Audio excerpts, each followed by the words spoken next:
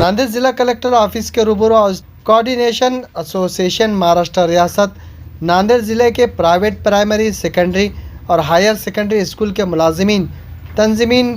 Teachers ने ऐन बारिश में भीगते हुए अपने मुख्तलिफ मुतालबात को मनवाने की खातिर भीख मांगने का आंदोलन किया। टीचर्स ने अपने मुख्तलिफ मुतालबात में क्या मुतालबा किया, आइए जानते हैं।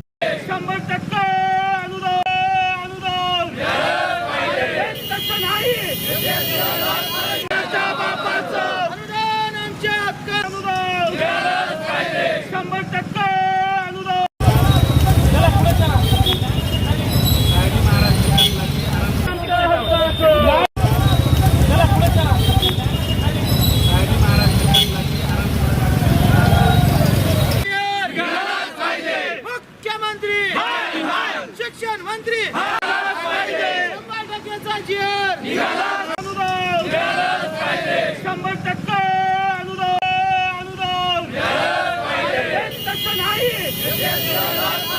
महाराष्ट्र राज्यामध्ये गेल्या 7 दिवसापासून शिक्षक समन्वय संघाच्या वतीने प्रत्येक जिल्ह्याच्या ठिकाणी लाक्षणिक धरणे आंदोलन आणि धाराशिव आणि पाथरी जिल्हा परभणी येथे ते अमरण अन्नत्याग आंदोलन चालू आहे। यामागचा एकच उद्देश की महाराष्ट्र राज्याचे जे मुख्य शिक्षण मंत्री महोदय आहेत 9 नोव्हेंबर 2023 रोजी आझाद मैदान येथे चालू असलेल्या जे शिक्षक समन्वय संघाचं आंदोलन होतं त्या ठिकाणी येऊन प्रत्यक्ष भेट देतात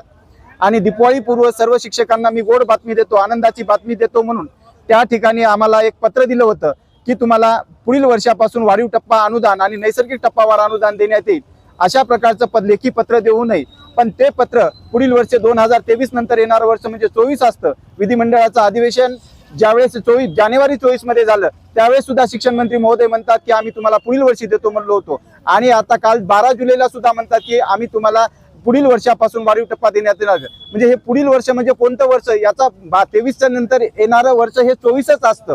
आणि वेळोवेळी शिक्षकांना दिलेले जे खोटे आश्वासन आहे या आश्वासनाची पूर्तता करण्यासाठी आम्ही शासनाला रास्त मागणी मागत आहोत। आमच्या हक्काचा जो 100% पगार आहे 1 जानेवारी 2024 पासून वाढीव टप्पा नैसर्गिक टप्पावार यासह निधी घोषित करून आमच्या खात्यामध्ये 1 महिन्याचा पगार टाकावा, यासाठी हे आज आमच्या आंदोलनाचा 8वा दिवस आहे। या आंदोलनाला आज आम्ही वेगळं वळण लावलेलं आहे। आज आम्ही या जिल्हाधिकारी कार्यालयासमोर सर्व शिक्षकांच्या वतीने आज जे महाराष्ट्र पुरोगामी महाराष्ट्र म्हणला सांगितला जातो, शाहू महाराजांचा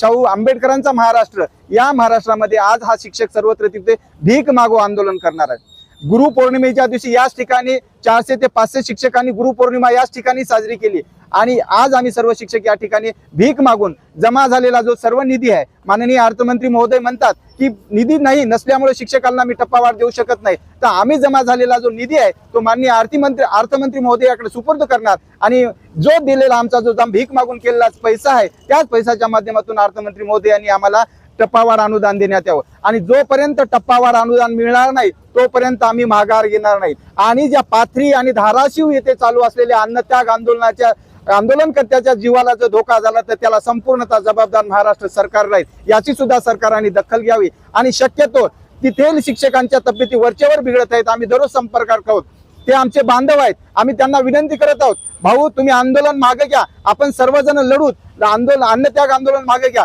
पण ते आपल्या विश्वासात आपल्या निर्णयावर ठाम आहेत। जोपर्यंत शासन आम्हाला 1 जानेवारी 2024 चा वाढीव टप्पा अनुदान नैसर्गिक टप्प्यास वाढ सह देणार नाही तोपर्यंत माघार घेणार नाही, कारण आमचा सरकारवर विश्वास राहिला नाही। हेच अन्नत्याग आंदोलन आमचं 9 नोव्हेंबर 2023 रोजी आझाद मैदानावर होतं, त्यावेळेसच महाराष्ट्र राज्याचे आमचे जे पालन करते आमचे मायबाप म्हणून संबोधले जाणारे शिक्षण मंत्री महोदय त्या ठिकाणी येतात आणि आम्हाला आश्वासन देतात। सर वाटलं तर त्यांनी आम्हाला मिठाई वाटली, ते मिठाई आम्ही घरी येऊन लेकरा बाळाला खाऊ घातली, पण ते खायला गोड लागली, पण आता ते आमच्या तोंडामध्ये गोड राहिलेली नाही आणि हेच पुन्हा आमच्या तोंडामध्ये गोडी येऊ द्यायची असेल तर माननीय शिक्षण मंत्री महोदय, माननीय अर्थमंत्री महोदय आणि माननीय उपमुख्यमंत्री महोदय आणि मुख्यमंत्री महोदयांना एकच विनंती आहे की 1 जानेवारी 2024 पासूनचा वाढीव टप्पा नैसर्गिक टप्पावाढ यासह निधी अनुदान वितरणाचा शासन आदेश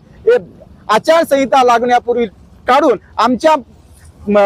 खात्यामध्ये 1 महिन्याचा पगार टाकावा हीच मागणी आहे। या मागणीसाठी आम्ही रस्त्यावर उतरलेलो आहोत। पिछले 7 दिनों से पूरे महाराष्ट्र के जिला परिषद जिलाधिकारी कार्यालय के आगे हमारे बांधव जो है जो कि जिनको अभी 40 साल उम्र हो गई, 50 साल उम्र हो गई, फिर भी अभी तक उनको 20% या 40% की खैरात यहाँ पे गवर्नमेंट बांट रही है। ये बार बार हमें झूठे आश्वासन देते हैं, लेकिन ये बहुत झूठ बोलने वाली शासन है। अभी हम आपकी तरफ से हम शासन को ये कहना चाहते हैं कि जब तक हमें पूरा यहाँ पे अनुदान नहीं मिलता, हमें टप्पा वार्ड नहीं मिलती, तब तक हम यहाँ से हटने वाले नहीं है। हमारे पात्र में हमारे जो बांधव है वो अभी 7 दिन से भूखे हैं, वहाँ पे वो उनकी हालत बहुत बिगड़ी हुई है। यहाँ पे धाराशिव में भी हमारे जो बांधव है वो भी अभी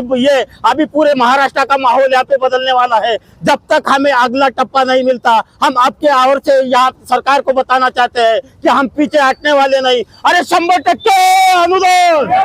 अरे 100% अनुदान, अरे कोण म्हणतो देत नाही, अरे कोण म्हणतो देत नाही, अनुदान आमच्या हक्काचं,